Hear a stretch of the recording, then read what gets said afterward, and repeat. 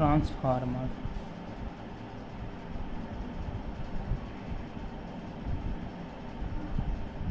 Transformer क्या होता है, इसका मुख्य कार्य क्या होता है ट्रांसफार्मर का। ट्रांसफार्मर एक ऐसी स्थैतिक युक्ति है जो विद्युत ऊर्जा को एक परिपथ से दूसरे परिपथ में स्थानांतरित करती है। ट्रांसफार्मर का मुख्य कार्य क्या होता है, विद्युत ऊर्जा को एक परिपथ से दूसरे परिपथ में स्थानांतरित करना। इसमें क्या होती है, पावर और फ्रिक्वेंसी चेंज नहीं होती है, स्थिर रहती हैं। P बराबर VI होता है, पावर क्या रहेगी, स्थिर रहेगी। V बराबर P/I अर्थात V विद्युत के अनुपाती 1/I, पावर कांस्टेंट। तो क्या होगा, ट्रांसफार्मर में यदि वोल्टेज बढ़ेगा तो क्या होगी, करंट कम होगी, और यदि करंट बढ़ेगा तो वोल्टेज कम होगी। ट्रांसफार्मर दो प्रकार का होता है, स्टेप अप और स्टेप डाउन। वोल्टेज के आउटपुट के आधार पर कितने प्रकार का होता है, दो प्रकार। स्टेप अप ट्रांसफार्मर वोल्टेज को बढ़ाता है और स्टेप डाउन ट्रांसफार्मर वोल्टेज को कम करता है। सामान्यतः ट्रांसफार्मर में दो वाइंडिंग होती हैं, प्राइमरी और सेकेंडरी वाइंडिंग। ट्रांसफार्मर किस सिद्धांत पर कार्य करता है, ट्रांसफार्मर फैराडे के विद्युत चुम्बकीय प्रेरण के सिद्धांत पर वर्क करता है। क्योंकि क्या होता है, इंडक्टेंस का अस्तित्व केवल AC सर्किट में होता है, इसलिए ट्रांसफार्मर भी केवल AC सप्लाई पर कार्य करता है, DC पर नहीं। संरचना, ट्रांसफार्मर में दो प्रकार की वाइंडिंग रहती है, प्राइमरी और सेकेंडरी वाइंडिंग।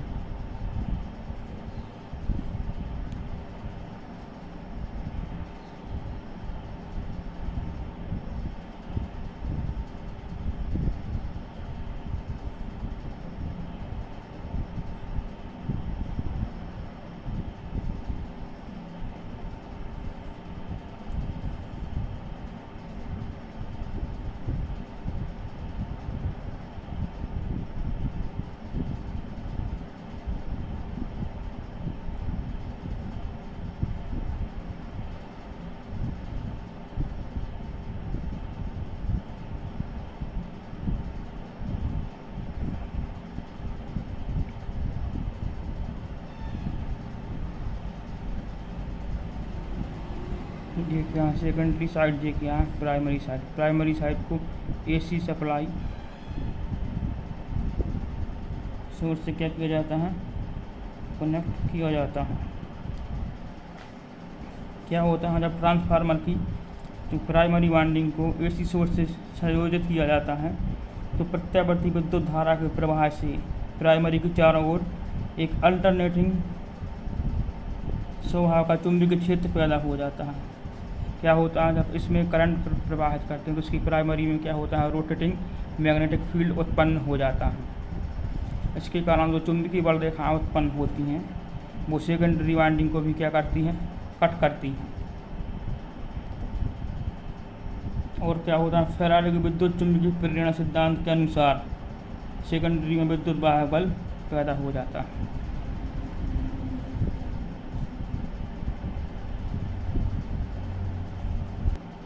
चूँकि विद्युत चुम्बकीय प्रेरण सिद्धांत के अनुसार विद्युत वाहक बल पैदा हो जाता है, प्राइमरी द्वारा स्थापित चुंबकीय क्षेत्र AC प्रकृति का होता है, इसलिए सेकेंडरी के चालक बिना कोई गति किए ही चुंबकीय बल रेखाओं का छेदन करते हैं। और इस प्रकार जो विद्युत वाहक बल उत्पन्न होता है सेकेंडरी में, इनका बिना कोई स्पर्श किए प्राइमरी और सेकेंडरी का उत्पन्न हो जाता है।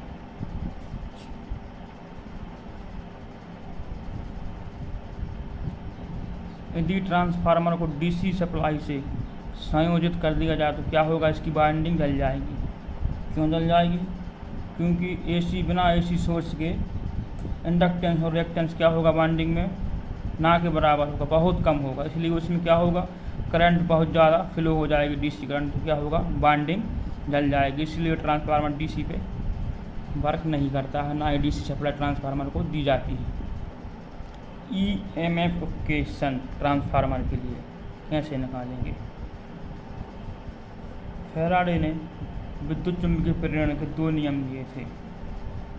सबसे पहला नियम क्या था कि जब किसी कंडक्टर में चुम्बकीय फ्लक्स के मान में परिवर्तन होता है, या जब किसी कंडक्टर में से क्या होता है, जब किसी चालक में से गुजरने वाले चुम्बकीय फ्लक्स की मात्रा में परिवर्तन होता है, उस चालक में क्या उत्पन्न हो जाता है? एक विद्युत वाहक बल उत्पन्न हो जाता है। प्रथम नियम क्या दिया उन्होंने कि जब किसी चालक में फ्लक्स का परिवर्तन होगा तो क्या होगा? उसमें एक विद्युत वाहक बल, इलेक्ट्रिक मोटिव फोर्स क्या होता है? उत्पन्न हो जाता है। किसमें? फ्लक्स में कमी होने पर। ठीक, उत्पन्न होने वाला जो विद्युत वाहक बल होता है, जो फ्लक्स परिवर्तन की दर के क्या होता है? समानुपाती होता है। और दूसरा नियम यह था। तो इसी नियम से क्या निकालेंगे? ट्रांसफार्मर में ईएमएफ इक्वेशन निकालेंगे। क्या होता है? जो अल्टरनेटिंग करंट होती है, उसका एक साइकिल पूरे होने में जो समय लगता है वो क्या कहलाता है? आवर्तकाल कहलाता है।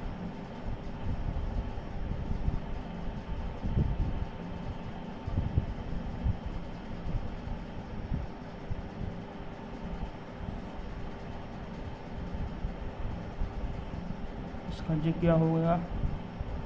एक साइकिल पूर्ण होने में जो समय लगता है वो क्या कहलाता है? आवर्तकाल टी कहलाता है। ये फ्लक्स यहाँ पे क्या होगा? अधिकतम होगा, high m maximum flux. D phi और डी टी का मान निकाल कर रख देंगे इसमें, तो क्या निकल आएगा? ईएमएफ इक्वेशन निकल आएगी। यहाँ पर डी फाई बराबर कैसे निकालेंगे? मैक्सिमम फ्लक्स, अधिकतम फ्लक्स, और डी टी बराबर कितना निकल आएगा? 1/4 इंटू 1/8, क्योंकि टी बराबर क्या होता है? 1/f। टी आवर्तकाल होता है एक साइकिल में, लेकिन यहाँ टाइम कितना है? D T. कितना साइकिल का हिस्सा, कौन सा हिस्सा ले रहा है साइकिल का? 1 2 3 4, चौथा हिस्सा ले रहा। तो डी टी बराबर क्या निकल के आएगा? 1/4f। डी टी बराबर 1/4f आ गया। अब इसकी वैल्यू इसमें पुट कर देंगे डी फाई अपान डी टी में।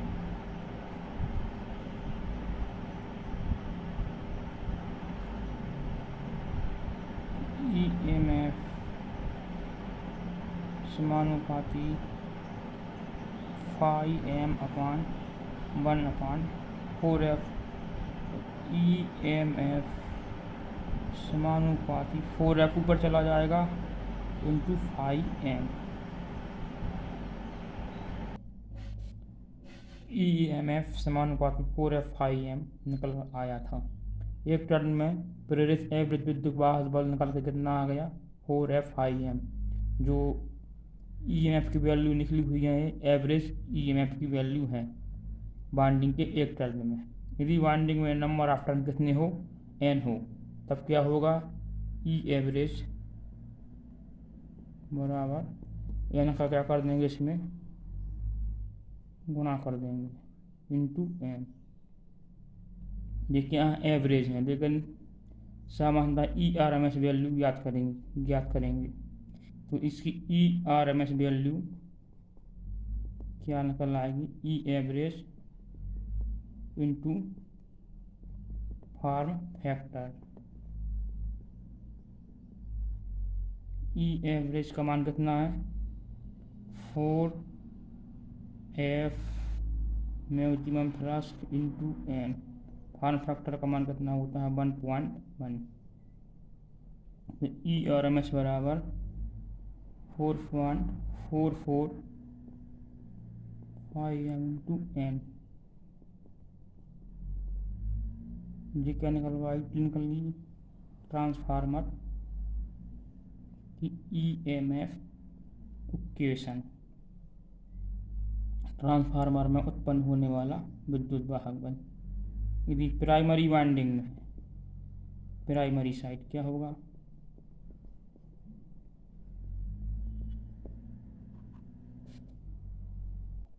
प्राइमरी वाइंडिंग में क्या होगा, E1 बराबर 4.445 M इंटू N1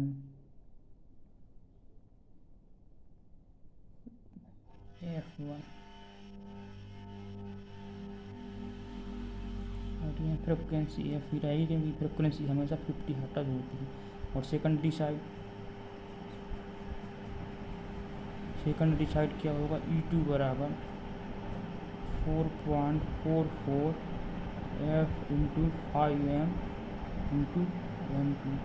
ये समीकरण 1 हो गया, ये 2 हो गया। इन दोनों को क्या कर देंगे, डिवाइड कर देंगे।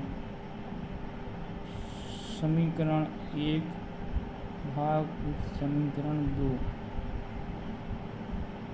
तो क्या निकलेगा, E1 बटे E2 बराबर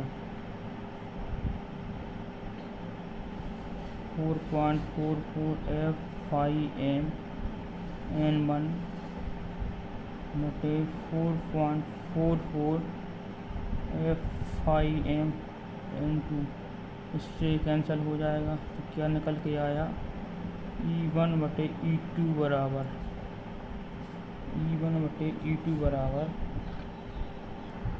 क्या निकल के आया, E1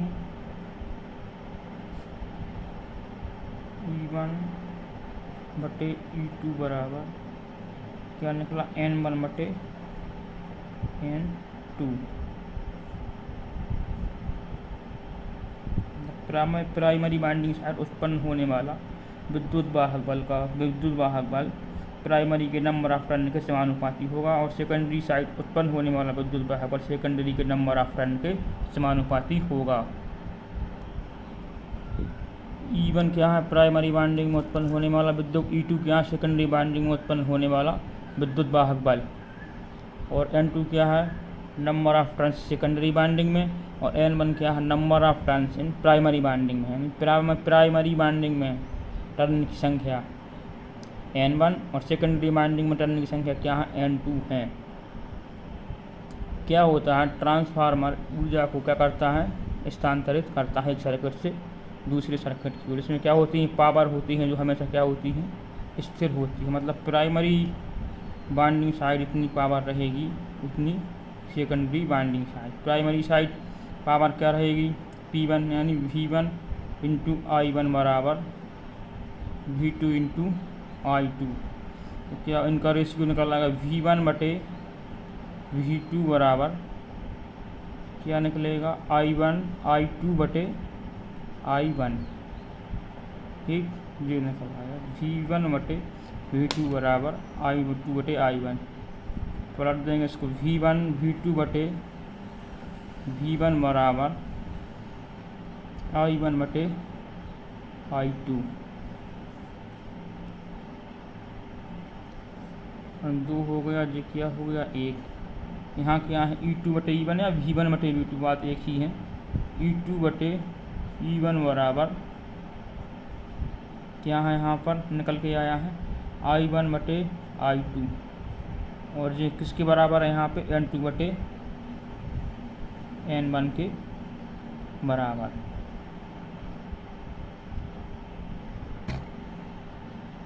क्या निकल के आया, E2 बटे E1 बराबर I1 बटे I2 बराबर N2 बटे N1। ट्रांसफॉर्मेशन रेशो क्या होता है, किसी ट्रांसफार्मर के सेकेंडरी वाइंडिंग के लिए नंबर ऑफ टर्न्स और प्राइमरी वाइंडिंग के लिए नंबर ऑफ टर्न्स का अनुपात क्या कहलाता है, ट्रांसफॉर्मेशन रेशो कहलाता है। इसको कैसे डिनोट किया जाता है, अर्थात secondary winding side number turns और primary winding side number turn का रेशो क्या कहलाएगा, ट्रांसफॉर्मेशन रेशो कहलाता है। इसको N2 बटे N1 के बराबर क्या होता है, I1 बटे I2 बराबर E2 बटे E1 यहाँ पे रख देंगे। E2 बटे E1 बराबर I1/I2।